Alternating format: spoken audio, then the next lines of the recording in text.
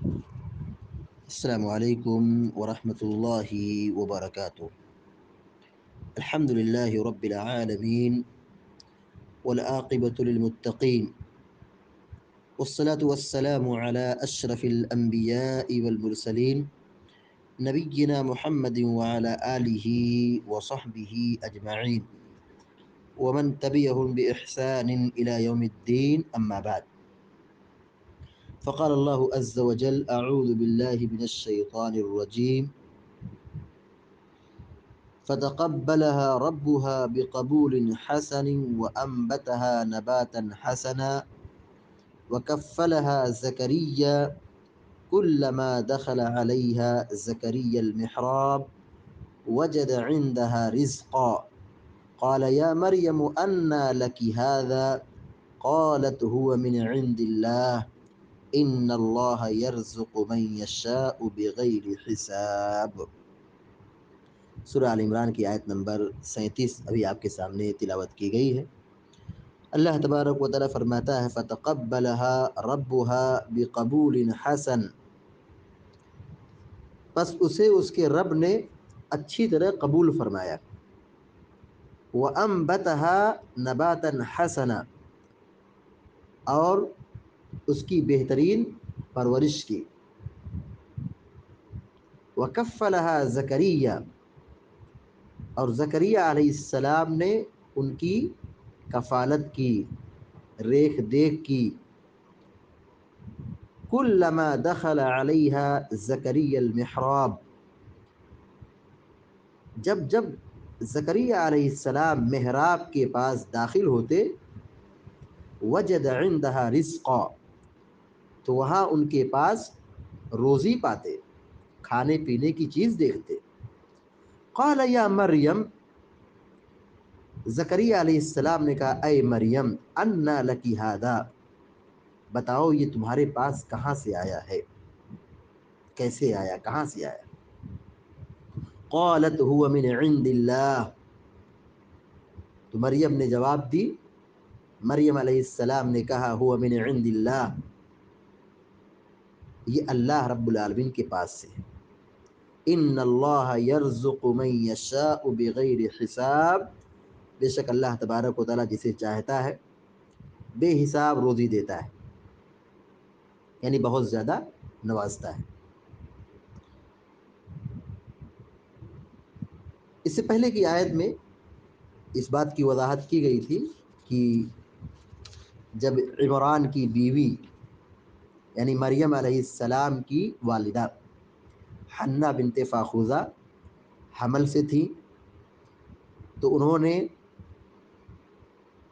نذر مان لی تھی کہ جو بچہ ہوگا ہم اس کو بیت المقدس کی خدمت کے لیے وقف کریں گے۔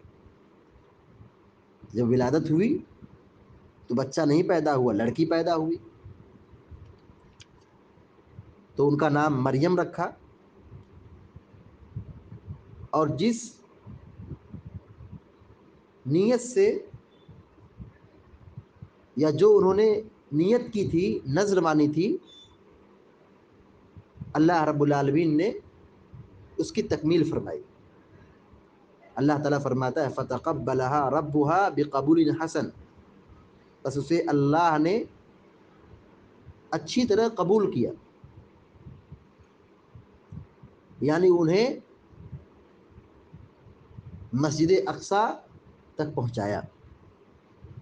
جس مقصد کے لیے انہوں نے نذر مانی تھی، اللہ تبارک و تعالیٰ نے اس کو قبول فرما لیا۔ وَأَنبَتَهَا نَبَاتًا حَسَنًا، اور اللہ تبارک و تعالیٰ نے انہیں بہترین پرورش کی۔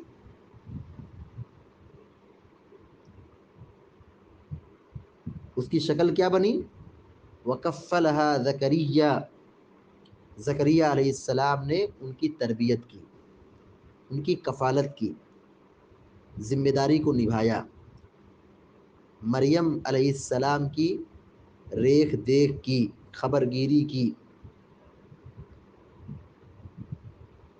حافظ ابن کثیر رحمۃ اللہ علیہ نقل کرتے ہیں اپنی کتاب میں محمد بن اسحاق رحمہ اللہ کے قول کو، وَمَا ذَاكَ إِلَّا أَنَّهَا كَانَتْ يَتِيمًا، زکریا علیہ السلام نے کفالت کی کیونکہ مریم یتیم ہو گئی تھی، یتیمہ تھی. وذکر غیرہ ان بنی اسرائیل اصابتہم سنہ جدب. بعض لوگوں نے یہ کہا ہے کہ بنی اسرائیل میں قحط سالی عام ہو گئی تھی. تو اس بنیاد پر زکریا علیہ السلام نے مریم کی کفالت کی.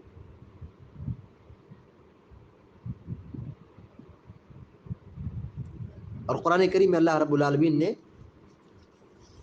مریم علیہ السلام کی کفالت کے تعلق سے یہ بیان فرمایا ہے ذالک من انباء الغیب نوحیہ الیک وما كنت لديهم اذ يلقون اقلامهم ایہم یکفل مریم. مریم علیہ السلام کی کفالت کے حوالے سے اختلاف ہوا. بہت سارے لوگوں نے دعویٰ کیا کہ ہم کفالت کریں گے، ہم کفالت کریں گے، ہم کفالت کریں گے.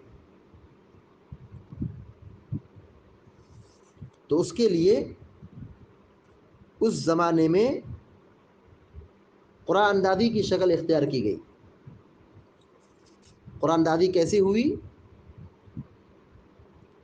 سب لوگوں نے اپنے قلم کو دریا کے اندر ڈال دیا اور یہ بات طے پائی تھی کہ جو قلم ڈالے گا اور دریا میں جس کا قلم ثابت رہے گا یعنی کھڑا رہے گا تو وہی مریم کی کفالت کا مستحق ہوگا. چنانچہ سبوں نے اپنے اپنے قلم کو دریا میں پھینکا تو سب کے قلم ڈوب گئے، سارے قلم ڈوب گئے. زکریا علیہ السلام کا قلم ثابت قدم رہا. بالآخر زکریا علیہ السلام نے مریم علیہ السلام کی کفالت کی. اللہ رب العالمین فرماتا ہے کلما دخل علیہا زکریا المحراب. جب جب زکریا علیہ السلام مریم کے پاس جاتے تھے محراب کے پاس، محراب میں، تو محراب کیا ہے؟ ایک کمرہ ہے، حجرہ، جس میں مریم علیہ السلام رہتی تھی، جو مسجد اقصی کے بالا خانے میں تھا، اوپری حصے میں تھا. تو جب جب زکریا علیہ السلام ان کے پاس جاتے وجد عندها رزقا، تو وہاں روزی پاتے. قال یا مریم انا لکی ھذا. روزی کیا تھی؟ پھل، فروٹ. گرمی کے موسم میں جو پھل ملتا ہے وہ ٹھنڈی کے موسم میں ملتا تھا مریم علیہ السلام کے پاس، اور سردی کے موسم کا جو پھل ہے وہ گرمی کے موسم میں مریم علیہ السلام کے پاس ملتا تھا.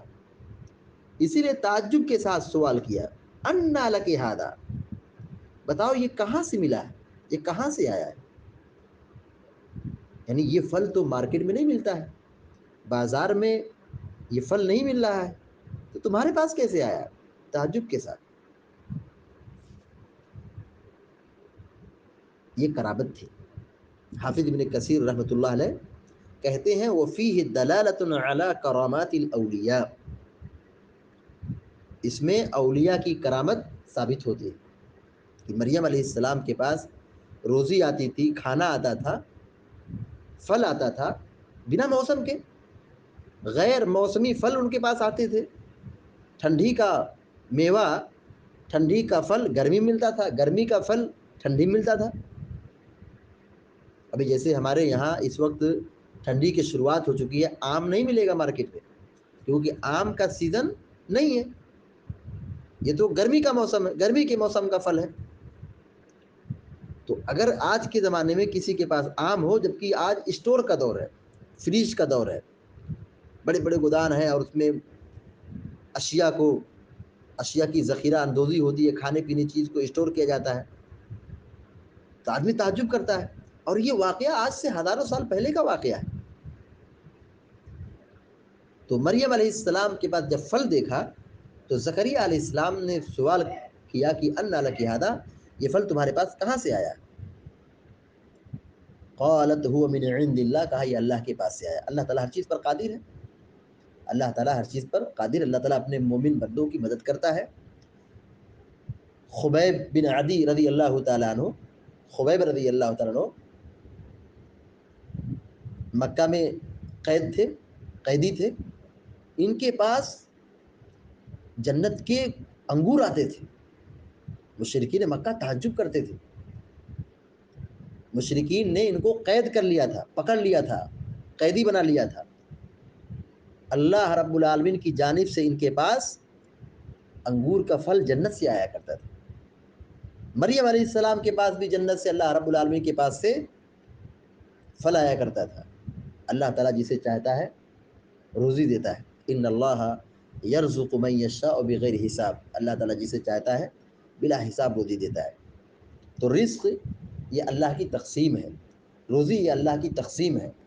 لہذا یہ ملے تو شکر ادا کرنا چاہیے، اللہ کا احسان ماننا چاہیے، اور نعمت کی نسبت منعم حقیقی کی طرف کرنا چاہیے. جیسے مریم علیہ السلام نے کیا کہا، هو من عند اللہ، یہ اللہ رب العالمین کی جانب سے.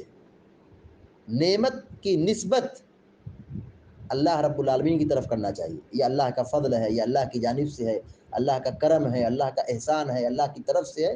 یہ اظہار کرنا چاہیے، اپنی زبان سے کہنا چاہیے. اور دوسری بات یہ ہے کہ اللہ رب العالمین جسے چاہتا ہے خوب روزی دیتا ہے. رزق یہ اللہ رب العالمین کی تقسیم ہے. کسی کو زیادہ ملے، کسی کو کم ملے، کسی کو نہ ملے، کسی کو بہت زیادہ ملے، یہ اللہ رب العالمین کی قضا و قدر ہے. اس میں حسد نہیں کرنا چاہیے، اس میں نفرت نہیں کرنا چاہیے، بلکہ جس کو جو ملے اس پر اسے قناعت اختیار کرنا چاہیے، اللہ کا شکر گزار بندہ بننا چاہیے. اس آیت سے بہت ساری باتیں معلوم ہوتی ہیں. پہلی بات یہ معلوم ہوئی کہ اولیاء کی کرامت ثابت ہے، اولیاء کی کرامت برحق ہے. کرامت ہوتی ہے نیک لوگوں کے ساتھ، اولیاء کی کرامت یہ ثابت ہے، برحق ہے. اسی طرح اس آیت سے ایک سبق ہمیں یہ ملتا ہے کہ بیٹیوں کی پیدائش سے خوش ہونا چاہیے، راضی ہونا چاہیے، اور ان کی کفالت اور تربیت کرنا چاہیے، ان کی کفالت اور تربیت کرنا چاہیے. مریم علیہ السلام کی کفالت زکریا علیہ السلام نے کی. اس کی ایک وجہ یہ بھی ہے کہ زکریا علیہ السلام کی بیوی حضرت مریم علیہ السلام کی خالہ تھی، اور خالہ ماں کے قائم مقام ہے. اللہ کے نبی علیہ السلام نے فرمایا الخالۃ بمنزلۃ الام، خالہ ماں کے قائم مقام ہے. اس بنیاد پر زکریا علیہ السلام نے مریم علیہ السلام کی کفالت کی. لہذا ہماری اور آپ کی ذمہ داری بنتی ہے کہ ہم اللہ رب العالمین کی قضا و قدر پر ایمان رکھیں، اور اس نے جو روزی دی ہے اس پر شکر بجا لائیں، اور اللہ رب العالمین کا احسان اور اللہ رب العالمین کا شکر بجا لائیں. یہ ہماری اور آپ کی بہت بڑی ذمہ داری ہے. اللہ تعالیٰ سے دعا ہے کہ اللہ تعالیٰ ہم سب کو آپ سب کو نیک عمل کرنے کی توفیق عطا فرمائے. آمین یا رب العالمین. وصلی اللہ علی نبینا محمد وسلم تسلیما کثیرا. السلام علیکم ورحمۃ اللہ.